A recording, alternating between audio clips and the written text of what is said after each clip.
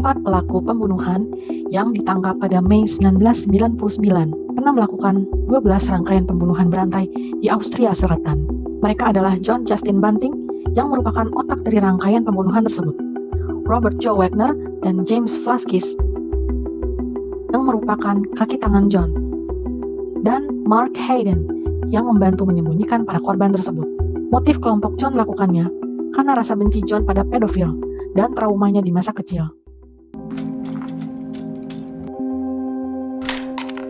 Morning, Dave. I'm John. How you doing?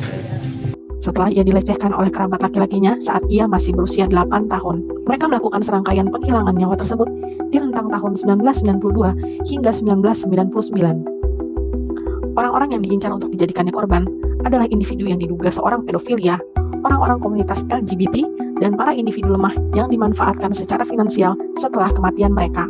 Korban pertamanya adalah seorang pria berusia 20 tahun, Clinton Trezis, yang dibunuh dengan cara dipukul dengan sekop oleh John setelah menuduhnya sebagai pedofilia. John juga memanipulasi Robert dan James agar mereka percaya jika para korban tersebut memang pantas untuk mati. Kasus ini akhirnya terungkap setelah polisi mendapat laporan beberapa orang hilang di rentang waktu tersebut dan memulai investigasi secara intens saat korban bernama Elizabeth Hayden dilaporkan hilang oleh saudara laki-lakinya di tahun 1998. Elizabeth, yang merupakan istri dari salah satu pelaku kelompok tersebut, dihabisi nyawanya oleh John karena dinilai terlalu beresiko setelah ia banyak mengetahui informasi pembunuhan berantai tersebut. Polisi curiga dengan lingkungan sosial Elizabeth dan membuntuti gerak-gerik suaminya.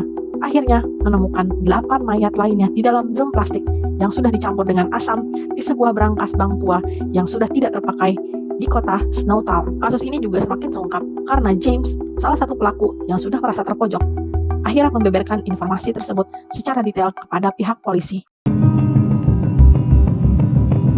James akhirnya mengaku bersalah dan mendapat hukuman lebih ringan dibanding yang lainnya. Ia dibebaskan bersyarat pada Agustus 2025. Mark, yang tidak terlibat dalam pembunuhan apapun, namun didakwa karena membantu menyembunyikan mayat korban, akhirnya dihukum 25 tahun penjara dan saat ini telah bebas bersyarat pada April 2024. Sedangkan John dan Robert hingga kini masih mendekam di penjara karena dijatuhi hukuman seumur hidup tanpa kemungkinan bebas bersyarat. Kisahnya menginspirasi salah satu film Australia dengan judul yang sama, Snowtown. Film yang dirilis tahun 2011 dan mengambil sudut pandang James Flaskis.